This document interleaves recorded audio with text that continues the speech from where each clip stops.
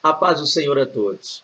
Queridos, nós estamos iniciando mais um ano. 2020 acabou de chegar e eu tenho certeza que esse ano vai ser um ano de vitória, um ano de bênção, um ano de resposta e também um ano em que nós tiraremos para buscar ainda mais a presença de Deus. Tenho certeza que você que me assiste aí esse ano vai orar mais, buscar mais, pregar mais, adorar ainda mais o Senhor. Tá? Que Deus lhe dê um ano de vitórias, um ano de bênção para a tua vida. E com o novo ano chegando, a gente sabe também que inicia-se um novo ciclo da Escola Bíblica Dominical. E é para isso que nós estamos aqui. Esse é o motivo de eu estar gravando esse vídeo. Nós estamos já há um bom tempo fazendo uma série de comentários de lições das revistas da Escola Bíblica Dominical. E dessa feita agora nós estamos com uma novidade. A gente vai, a partir de 2020, que Deus, querendo Deus, com fé em Deus, em nome de Jesus, estaremos também comentando as lições da editora Central Gospel. Né? O nome da revista é Lições da Palavra de Deus. Comentaremos, então, as lições da Palavra de Deus, da editora Central Gospel. A gente vai começar a comentar esse ano, e a revista de número 61, cujo comentarista é o pastor Gesiel Gomes, e o título, ou o nome dessa revista é O Espírito Santo, Divino Companheiro, Consolador e Mestre. Tá? Então, mais uma vez aí, a revista Lições da Palavra de Deus, Jovens e Adultos, da editora Central Gospel. Gente, é um material excelente. Eu estive lendo aqui, né, eu acabei de adquirir essa revista, acabei de comprar esse material, e é muito bom, um estudo maravilhoso, abençoadíssimo. Eu já havia feito alguns estudos dentro dessa revista, tem alguns exemplares de outras edições guardadas aqui em casa, são maravilhosas, eu uso no meu dia a dia para elaborar estudos, ministrações, pregações. Eu gosto muito desse material da editora Central Gospel. Mas a partir de agora vamos estar também comentando, né? Então eu vou dar início a um comentário. Eu já uso essa revista há um bom tempo, como eu já havia dito aqui, mas a partir de agora nós estaremos comentando também mais esse material abençoadíssimo. Para você que utiliza na sua igreja aí, tá? Você vai poder estar assistindo, acompanhando. Eu peço que você comente também, diga alguma coisa, nos auxilie, nos ajude aí, o que a gente possa estar fazendo para melhorar o canal, melhorar os nossos vídeos, melhorar a nossa aula. Então vamos para a aula aí, vamos lá. Então está aqui a lição de número 1, e o título é Ele é o Santo Espírito. Ô glória! O texto bíblico básico dessa lição está no Salmo 139 e vai dos versos 1 ao 14. E eu, como de costume, já faço isso em outras revistas, eu não vou ler os versos aqui para ganhar tempo dentro do comentário, ok? O texto áureo dessa lição nos diz assim: No princípio criou Deus os céus e a terra era sem forma e vazia, e havia trevas sobre a face do abismo. E o Espírito de Deus se movia sobre a face das águas. Está lá em Gênesis, capítulo 1, versos 1 e 2. Vamos então para o comentário. A palavra introdutória diz assim: o discernimento que temos hoje supera em muito o conhecimento que os judeus do passado e os cristãos do primeiro século tinham da pessoa do Espírito Santo, porque muitos estudiosos se lançaram no aprendizado deste assunto e desenvolveram maravilhosas reflexões doutrinárias sobre o tema. Então, para começar, gente, a primeira coisa é entender o seguinte: já que nós vamos passar aqui 3 meses, glória a Deus por isso, falando sobre o Espírito Santo, a pessoa do Espírito Santo, a gente precisa entender uma coisa. O comentarista deixou bem claro isso aqui no início. É importante entender uma coisa: os estudos que se tem hoje, os assuntos ligados ao Espírito Santo hoje, eles são bem mais, eu diria, bem mais técnicos, tá? E são bem mais extensos dos estudos que se havia no passado lá. Então, deixa eu melhorar isso aqui. A questão é, essa visão que nós temos hoje do Espírito Santo, essa ideia da pessoa do Espírito Santo, é algo que muitos no passado, lá no período bíblico, não desfrutavam. Porque quando nós olhamos para a Bíblia, a gente não vê claramente. A gente vê, sim, o Espírito Santo agindo ao longo de toda a Bíblia. Ele está no Gênesis e Apocalipse. O Espírito Santo está lá, em todos os livros da Bíblia, agindo de maneiras tremendas e maravilhosas. Mas ainda assim, boa parte, ou melhor dizendo, as pessoas daquela época não tinham essa concepção que nós temos hoje do Espírito Santo. Alguns usavam esse termo Espírito Santo para se referir ao poder de Deus, à força de Deus, né? Então a gente vai ver isso claramente lá no Antigo Testamento. não há menções claras desse termo, Espírito Santo de Deus. A gente vai ver isso lá no Salmo 51, quando Davi falando ali, orando a Deus, lamentando o seu erro, ele vai dizer para que Deus não retirasse dele, ele pediu para que Deus não retirasse dele o seu Santo Espírito. Mas ainda assim, essa concepção que temos hoje não era a mesma concepção que havia no Antigo Testamento. Já no Novo Testamento a gente passa a perceber uma diferença. Então, essa doutrina do Espírito Santo, como nós conhecemos hoje, a pessoa do Espírito Santo, a terceira pessoa da Trindade, uma pessoa com sentimentos, uma pessoa, um ser pessoal, isso passa a ser inserido de maneira mais clara, mais ampla, melhor dizendo, no Novo Testamento. Então, a gente precisa entender isso para poder explicar melhor para as pessoas. Outra coisa que também está posta aqui na introdução é esse termo aí, ó, pneumatologia. Você vai estar lendo aí. O que acontece? Existem termos técnicos utilizados na teologia para se referir a algumas doutrinas, dentro da chamada teologia sistemática. Ou seja, deixa eu ser mais claro aqui. Quando você vai estudar sobre o homem, a doutrina do homem na Bíblia, a gente chama de antropologia, porque a palavra antropo, ela vem de antropos, que quer dizer homem no grego, e logia, ou logia, como você quiser falar, quem diga logia, ela se refere a estudo, tratado, doutrina. Então, há uma junção de dois termos gregos para formar um, dando um nome ou se referindo a um estudo específico. Então, nesse caso, para o Espírito Santo, então a gente vai utilizar esse termo, essa terminologia, que seria aqui pneumatologia. Por quê? Porque a palavra pneu, ou pneuma, né, melhor dizendo, é uma palavra grega para espírito. Quando você vai para o Novo Testamento, o grego, no texto original, a palavra que está lá para espírito é a palavra pneuma. Então está lá, às vezes, pneuma, pneumatos, ou seja, então a palavra pneuma refere-se a espírito, vento, ar, perdão, fôlego, sopro, ok? Biologia, eu já disse, estudo, tratado, doutrina. Então, a pneumatologia é o estudo acerca da pessoa do Espírito Santo. Tá? Então vamos continuar aqui então.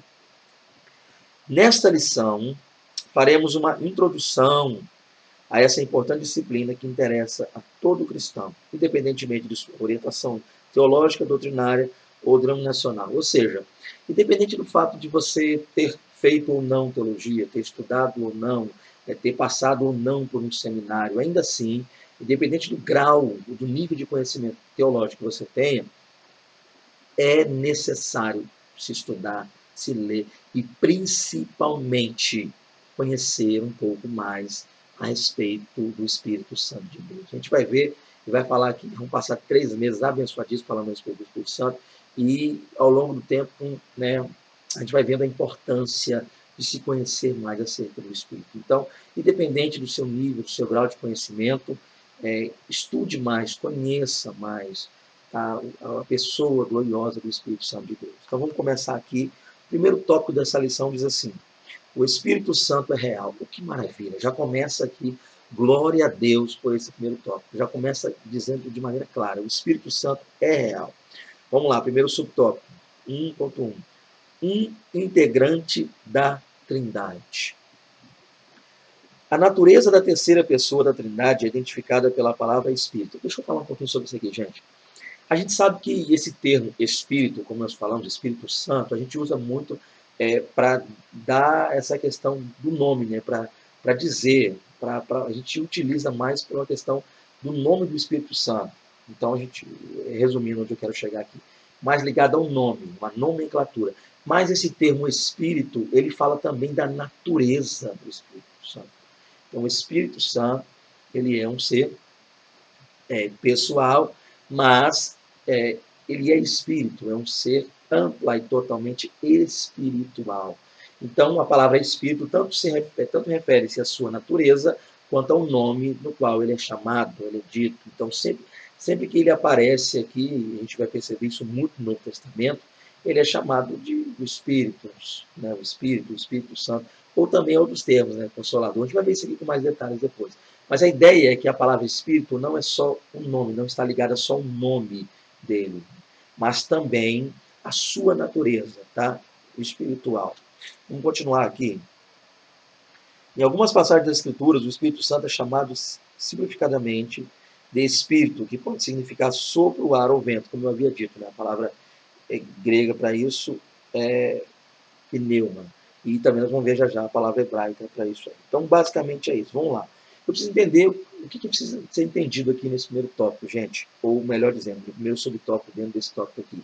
É entender uma coisa. O Espírito Santo é real. O Espírito Santo não é uma ficção. O Espírito Santo não é uma invenção, uma invencionice humana. O Espírito Santo não é não seria um ser impessoal, um poder, algo que Deus dá para alguém, entrega. Não é? O Espírito Santo é uma pessoa, o Espírito Santo é real, o Espírito Santo também, ele é Deus e faz parte da Santíssima Trindade, ok? Então vamos continuar aqui. Outro ponto aqui, que é o segundo subtópico. O Espírito que possui características de uma pessoa. O Espírito Santo possui características de uma pessoa com intelecto, está lá em Romanos 8, 16, 27, sensibilidade e vontade. Ok, então outra coisa que a gente precisa analisar, eu já falei sobre isso aqui, o Espírito Santo é uma pessoa, ele é um ser pessoal. E como ser pessoal, ele possui características que revelam, que mostram, descrevem isso para nós. O comentarista citou algumas aqui. Uma delas é a questão do intelecto. Né? Aqui no Romanos 8, 16 e 27, mostra o Espírito Santo como um intercessor. O Espírito Santo ele intercede, né? Ele age, né? Intercedendo pelos salvos, pelos santos, pela igreja de Deus. Também ele é sensível. Em que sentido? Né? Paulo, escrevendo aos Efésios, aqui no 4:30, ele vai dizer o seguinte, para que que ninguém entristecesse, para que os Efésios ali não viessem entristecer o Espírito, no qual eles e nós fomos selados, né, por vir da redenção. Então, outro ponto interessante também aqui é que o Espírito Santo ele tem vontade própria. Então, logo ele pensa, raciocina, age como quer agir, ele tem vontade própria, ele faz o que lhe apraz, ele faz o que ele quer fazer. Então, gente, dentro desse primeiro tópico aqui, eu queria acrescentar só uma coisinha, como eu sempre faço nos comentários, nas lições que eu comento aí. O que eu queria acrescentar é o seguinte, já que nós vamos passar aqui um tempo falando sobre o Espírito Santo, eu queria analisar alguns pontos. Primeiro, por que algumas pessoas acham tão difícil crer na pessoa do Espírito Santo? Por que para alguns é tão difícil crer no Espírito Santo? A gente precisa entender uma coisa, gente. Quando a gente olha para a Bíblia Sagrada, a gente percebe que o Espírito Santo, geralmente, ou melhor dizendo, ao longo de toda a Bíblia, ele não veio se auto-apresentar, falar de si, não veio testificar de si mesmo. O Espírito Santo ele vem para testificar de Cristo. A gente percebe isso lá em João, capítulo 16, a gente vê isso claramente aí no Evangelho que João escreveu. A gente vai ver Jesus dizendo que quando o Consolador viesse, ou seja, tudo que o Consolador faria apontaria para a pessoa de Cristo. Então, por isso, algumas pessoas têm certa dificuldade em entender, aceitar, conceber essa ideia de que o Espírito Santo é Deus, de que ele é um ser pessoal. Porque quando a gente olha para o Pai, Deus Pai, no Antigo Testamento, embora há aparições teofânicas de Cristo, nem todos concordam, mas há, mas a gente vê o Pai, sim, o testemunho do Pai. E o Pai também, de certa forma, há textos que apontavam para o Messias, ou seja, Cristo. Quando Cristo vem, Cristo testifica do Pai. Ele sempre vai dizer, eu e o Pai somos um, quem vê a mim vê o Pai. Então a gente vê muito Cristo testificando acerca do Pai, falando acerca do Pai. Como também a gente vê o Pai dando testemunho acerca de Jesus Cristo. Esse é meu filho amado, em quem me comprazo. Né? A ele ouvi, seguiu. Então o que a gente vê na Bíblia é Deus Pai se apresentando, falando de si mesmo, né? E Cristo se apresentando e também falando de si mesmo, e vice-versa. Cristo falando de Deus, Pai, e o Pai falando do Filho. Então a gente vê esse testemunho, essa apresentação, a gente passa a conhecer melhor. Mas quando o assunto é o Espírito Santo, a gente não vê de maneira tão clara isso. Por quê? Porque o Espírito Santo, a obra dele, a obra, dentre muitas coisas que o Espírito Santo é Deus, mas dentre a obra do Espírito Santo aqui, que a gente lê nos textos bíblicos, é apontar para a pessoa de Cristo, é fazer-nos glorificar a Cristo, buscar a Cristo, adorar a Cristo, servir a Cristo, caminhar com Cristo. Então, o fato do Espírito Santo não se auto-apresentar e não falar de si, não testificar acerca de si, não dar testemunho de si próprio, isso faz com que algumas pessoas acabem não acreditando no Espírito Santo como pessoa, como Deus, como a terceira pessoa da Trindade. Lembrando, gente, eu preciso falar isso aqui também, não vou esquecer, essa ideia de terceira pessoa, gente, isso aí é uma forma que a gente coloca para descrever a Trindade em si, o Pai, o Filho e o Espírito, mas isso não aponta para um pódio, um lugar em que o Pai vem em primeiro, o Filho em segundo, o Espírito Santo em terceiro, ou que o Pai é mais poderoso que o Filho, que por sua vez é mais poderoso que o Espírito, e termos como o que nós acabamos de citar, de João 16, quando Jesus fala que o Pai lhe rogaria, o Pai enviaria Consolador, não quer dizer que o Consolador, o Espírito Santo, seja subserviente, seja servo de Cristo nesse sentido, seja inferior ao Pai e ao Filho. Não, gente, é igual, é idêntico. Pai, Filho, Espírito, mesmo poder, mesma essência, mesma glória, mesma força. Pai, Filho e Espírito. É claro que Jesus Cristo hoje, após a sua ressurreição, tem um corpo glorificado, ressuscitou com esse corpo. Então, eu colocaria uma diferença, ainda que não, tá? Mas, nesse sentido, só Cristo tem um corpo físico, por assim dizer. Mas vamos lá. A ideia básica, falando do Espírito, é isso aqui. Então, a dificuldade que muitos têm em crer no Espírito, em receber o Espírito, em conceber a ideia de que o Espírito Santo é Deus, é por causa disso. Aponta para o fato do Espírito Santo não ficar ou não dar testemunho mais amplamente de si. Ele sempre aponta para Cristo, ele sempre nos leva a buscar a Cristo, a estar com Cristo, a viver com Cristo. Então, isso aí é um ponto que às vezes faz com que as pessoas não compreendam. E como eu já disse aqui, por favor, que não venhamos, ninguém, é claro que você já sabe disso, eu estou chovendo uma olhada aqui, mas essa ideia que a gente põe, né, essa ordem, Pai, Filho e Espírito, não implica em dizer que o Pai é mais poderoso que o Filho, que por sua vez é mais poderoso que o Espírito, e que haja diferença em um ou outro. Não é isso, tá? É mais uma regra que a gente usa para poder falar da obra feita dele. Então a gente põe esse número aí para a obra. Né? O Pai, né, que idealizou, por assim dizer, a gente põe a salvação, Cristo veio e a consumou, ou seja, ele entregou a vida, e o Espírito Santo aplica e faz e dá vida e sentido a esse propósito de salvação no nosso coração. Ele que nos convence da justiça, do pecado e do juízo. Amém? Vamos continuar aqui então. Vamos lá. O segundo tópico: o agente que preenche, aproxima e conduz. Outra coisa que eu achei muito interessante aqui, né, dentro dessa revista, dessa lição, aqui no comentário que você colocou, são 3 questões a respeito do Espírito Santo. A primeira delas, vamos lá, deixa eu ler um pouquinho, né, e desde já peço perdão a vocês que estão assistindo o vídeo, eu falo, eu estou meio nervoso, peço perdão, porque eu nunca havia gravado ainda um vídeo, primeiro, dessa lição tão abençoada, que é lições da Palavra de Deus. Estou feliz, estou aqui um pouco nervoso, ansioso, isso vai passar, e feliz ao mesmo tempo de poder ter o privilégio de estar gravando essa aula aí com vocês. Então vamos continuar aqui, vamos lá. Então, ainda no segundo tópico. Podemos escolher diversas maneiras para viver, mas a melhor delas é viver de forma abundante pelo poder de Deus. Então vamos lá. A ideia básica é o seguinte, dentro desse primeiro ponto aqui. O Espírito Santo, gente, ele nos preenche. E essa ideia de preencher, a gente geralmente só preenche aquilo que está amplamente vazio, totalmente vazio, ou aquilo que tinha um pouquinho, um certo conteúdo, mas faltava alguma coisa ainda.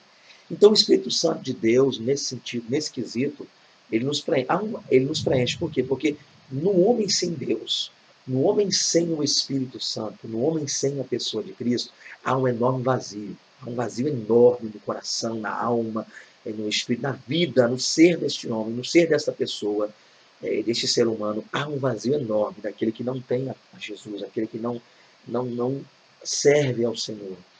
E o Espírito Santo, quando ele vem em nós, vem sobre nós, ele passa a agir em nós, ele passa a preencher esse vazio. Olha que maravilha. Então o Espírito Santo, ele nos preenche.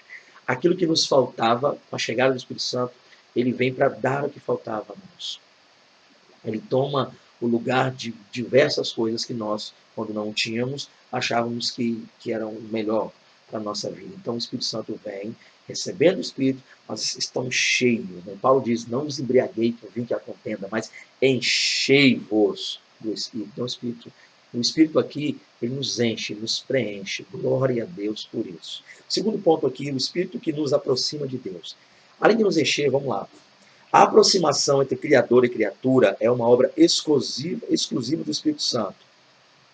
Além de nos aproximar de Deus, o Espírito Santo atua na unificação do corpo da igreja, o qual não está limitado a sexo, idade, cor, estatura, condição financeira, enfim, não existe fator segregador. Ou seja, gente, o Espírito Santo vem, enche-nos, muda, preenche o nosso ser, dá-nos um sentido para viver, ao sentido da nossa vida, e assim que ele nos enche, nos preenche, ele começa a atuar nos aproximando mais de Deus. Olha que coisa tremenda. A gente sabe que lá no Éden, gente, com a queda, né, com a desobediência, por conseguinte queda, expulsão lá do paraíso, a partir dali o homem, ainda que alguns tenham buscado a Deus naquele período, a gente vê ali Enoque andou com Deus, a gente vai ver Enos, que a partir de Enos passou a invocar o nome do Senhor, mas ainda assim, ainda que Abel, ainda que Caim tenham levado sacrifício, mas o homem se distanciou, houve um espaço, o pecado criou uma lacuna entre Deus e o homem. Então, a partir daí, o homem passou a buscar no seu dia a dia, lá na vida, coisas para tentar preencher esse vazio. E não conseguiu. Houve aqueles, né, que buscaram ao Senhor, glória a Deus por isso, mas ainda assim havia um afastamento. E a Bíblia é clara dizer isso. Né? Vossos pecados, vossa iniquidade faz separação entre mim e ti. É Deus quem fala isso. Então, a partir daí, a gente entende que o Espírito Santo não só nos enche, como também nos vai nos aproximando. Em que sentido? Amor a Deus, busca a Deus, servidão por completo, obediência a Deus, o caráter de Cristo que é imputado, inserido em nós. Nós passamos a nos comportar de maneira diferente, a sociedade também nos vê de forma diferente. Então, o Espírito Santo, além de estar nos enchendo, preencher o vazio, ele vai a cada dia, todo dia, a cada momento, nos aproximando mais de Deus. Que maravilha! Glória seja dada a Deus por isso. Outra coisa também aqui, o Espírito que nos conduz a Deus em oração. Isso que é interessante, gente. Além do Espírito nos fazer querer imitar a Cristo, né, como Paulo disse lá, Coríntios 11:1, sede meus imitadores como eu sou de Cristo. Olha que coisa linda. Então, além do Espírito nos fazer aproximar de Deus em atitudes, em gestos, em pensamentos, em intenções no coração, também o Espírito nos faz aproximar de Deus, ele nos conduz a Deus. Ele é o caminho. Então, além de ele nos levar no caminho a Deus, lembrando que Cristo é o caminho, você já entendeu onde eu quero chegar, mas ele também nos conduz pelo caminho da oração até a presença santa e gloriosa de Deus. Então, a gente vai ver isso lá em Romanos. Né? Por quê? Porque a gente, como diz lá no texto, a gente não sabe nem orar. E eu acho interessante isso. Há textos que mostram os discípulos de Jesus dizendo, mestre, ensina-nos a orar. Nos ajuda, nos ensina a orar. Olha que coisa interessantíssima. Os discípulos pedindo a Jesus que ensinasse a orar. Por que às vezes eu digo que a gente não sabe orar?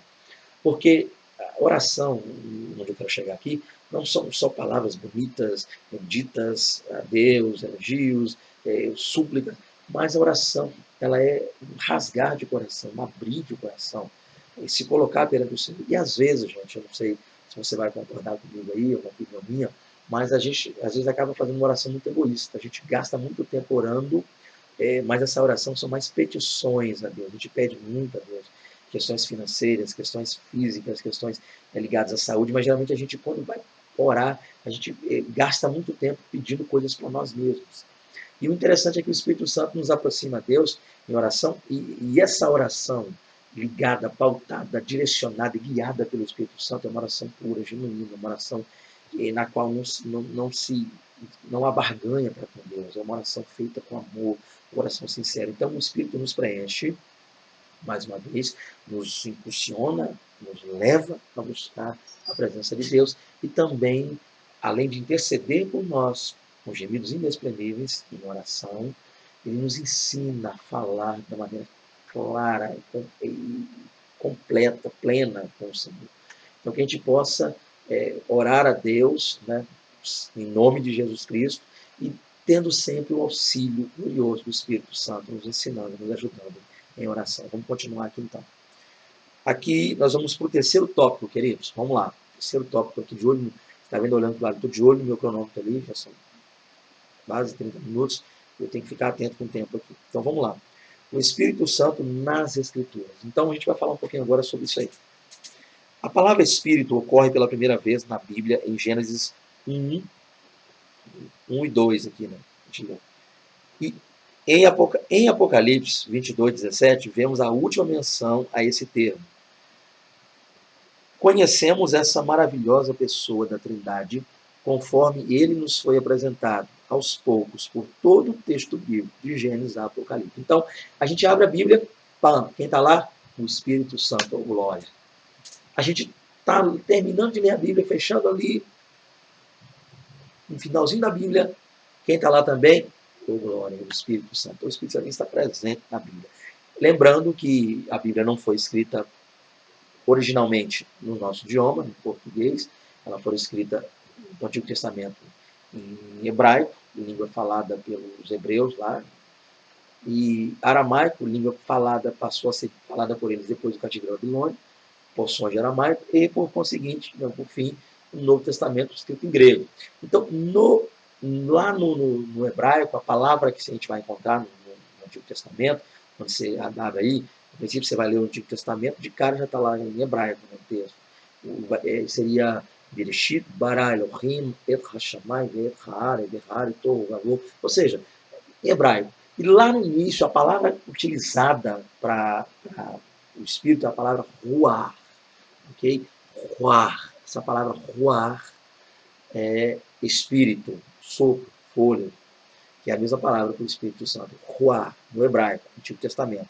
Para o Novo Testamento, já citei lá anteriormente a palavra pneuma. Então, a palavra pneuma, como eu já disse, pneumatos, tudo isso aponta para fôlego, vento, sopro, e também é a mesma palavra usada para se referir ao Espírito. Então, vamos falar um pouquinho então agora sobre o Espírito Santo no Antigo Testamento e no Novo Testamento. Vamos lá.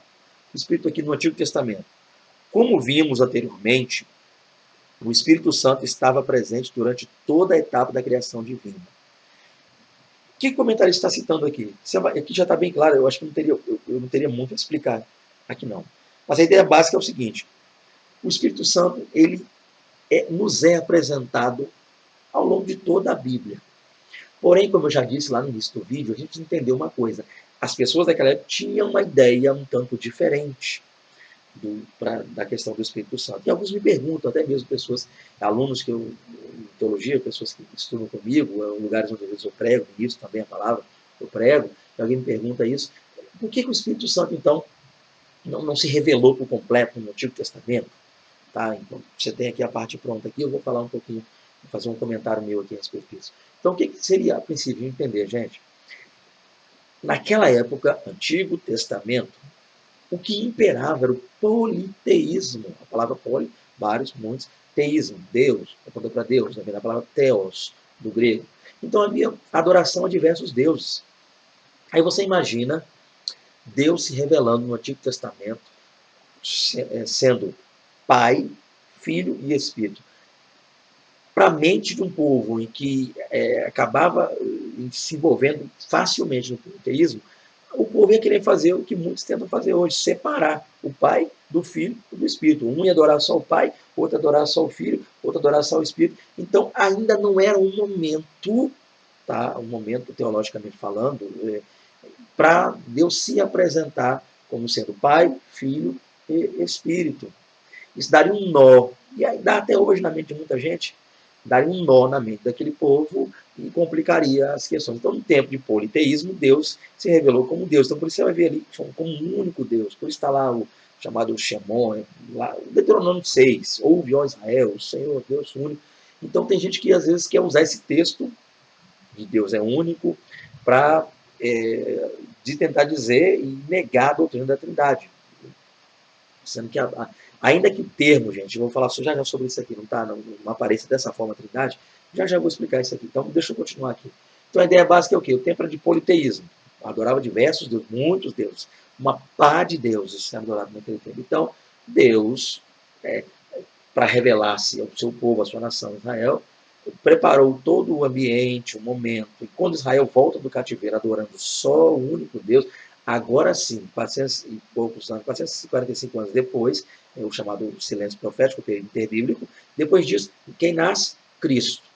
Glória a Deus. Então, Cristo nasce, aí Filho, que é Deus, e que deu um nó na mente de muita gente. Aí, Cristo nos vai dizer também que o Espírito Santo, o Consolador, um outro semelhante a ele, a palavra para outro lá é um outro Consolador, a palavra é a mesma no grego, o mesmo igual, idêntico, essência e tudo. Então, a princípio, a dificuldade que muitas pessoas têm de entender isso é de compreender o fato de que o Antigo Testamento era politeísmo. Então, Deus não se revelou com Pai, Filho e Espírito, por esse e outros motivos. Então, o primeiro ponto é se entender isso. Então, o que a gente viu, o que a gente vê no Antigo Testamento é o Espírito Santo vindo, usando algumas pessoas de maneira esporádica, como o comentarista aqui mesmo colocou, a ação do Espírito Santo na criação, como o verso, o capítulo 1 de Gênesis mostra claramente, o Espírito de Deus se movia, ou algumas versões trazem, pairava sobre a face das águas, tá? Então a gente vai ver essa ação do Espírito Santo. O Espírito do Senhor Jeová vinha sobre... Então o Espírito Santo atuou ao longo de toda a história, e continua atuando e vai atuar. Mas a gente não, as pessoas do Antigo Testamento não enxergavam como sendo um Deus, uma pessoa, um ser pessoal, mas sim uma força, um poder do Deus Jeová e Yahvé de Israel. Outro ponto aqui, no Novo Testamento. Então, no Novo Testamento, vamos lá. É natural que o Novo Testamento apresente mais citações sobre a ação do Espírito, pois foi nesse período que Cristo o enviou. Então, para a gente poder ser mais claro aqui, já no Novo Testamento, a gente percebe de maneira mais ampla e mais clara, não diria só a ação do Espírito, não, mas a gente percebe já o Espírito se revelando como pessoa, e os escritores, no caso aqui os apóstolos, tá trazendo-nos isso, mostrando-nos isso, ensinando-nos isso, tendo de Deus, tendo do próprio Espírito Santo esse esclarecimento, essa noção, essa ideia real de que o Espírito Santo é um ser pessoal. Então a gente vai ver o Espírito Santo dotando, abençoando, sendo derramado, a gente vai ver o revestimento, nós vamos falar já lá na frente sobre isso, que é o que muitos chamam, ou nós chamamos de batismo com o Espírito Santo. A gente vai falar um pouquinho sobre isso, claro, lá na frente. Mas a gente vai ver que a ação do Espírito, ela é um pouco mais, eu não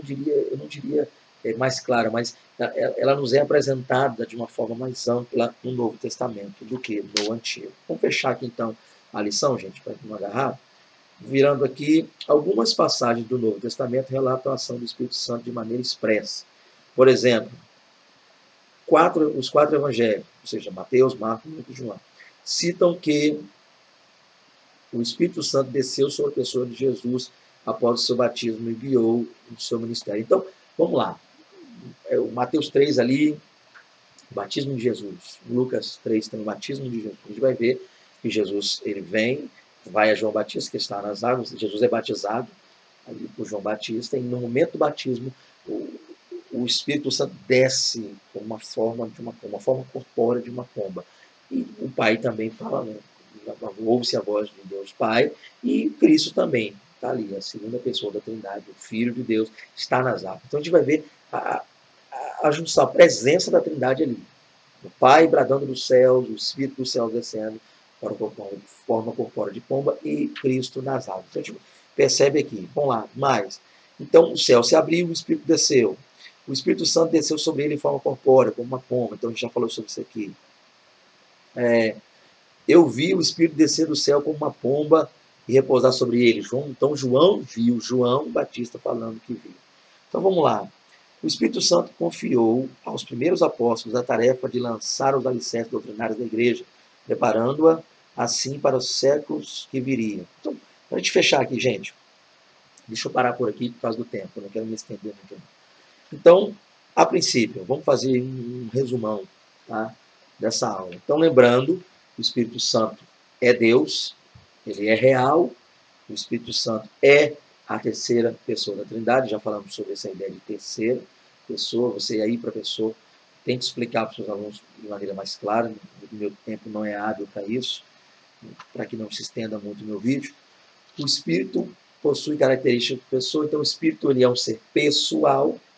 Lembrando também que eu já citei o nome, a expressão espírito está ligada à natureza e também ao nome dele, o Espírito Santo. Então, o Espírito Santo, nas Escrituras a gente já viu aqui, o Espírito Santo nos preenche, nos aproxima de Deus e essa aproximação ela vem também por meio da oração, então nos impulsiona a orar. E vimos também a ação do Espírito Santo no Antigo e no Novo Testamento. Deixa eu ler a conclusão. O Espírito Santo revela-se em totalidade no Novo Testamento. Todavia, no Antigo Testamento, sua presença é notável e sua ação fundamental, tanto na criação do mundo, quanto na capacitação de homens e na revelação do futuro. O Espírito Santo operou poderosamente a fim de cumprir os desígnios de Deus. Então, gente, tá aí, gente, né? Mais uma lição. Lembrando isso aí, então, você, professor, foque mais, foque bastante nisso aí com seus alunos, trabalhe essa ideia, essa amplitude do porquê muitas pessoas têm dúvida. Se houver tempo, fale sobre algumas doutrinas que negam, né, a Trindade e, por conseguir, também negam, né, a pessoa do Espírito Santo. Então, que Deus lhe abençoe, tá? Deus abençoe a todos vocês. Um prazer, como eu disse para vocês. Peço perdão aí pela qualidade do vídeo, tá? Eu não tenho, não domino muito essa área de edição de vídeo, não é muito a minha área. Estou fazendo tudo em casa, tudo caseirão. Estou aqui, sentei, botei uma câmera, uma luz, tudo que eu tinha aqui, fiz bem caseirão aí. Então peço perdão a vocês pela qualidade do vídeo, tá? Que Deus abençoe vocês. Eu estou tentando trabalhar mais a qualidade da aula, ok? Da matéria. Que Deus abençoe a todos.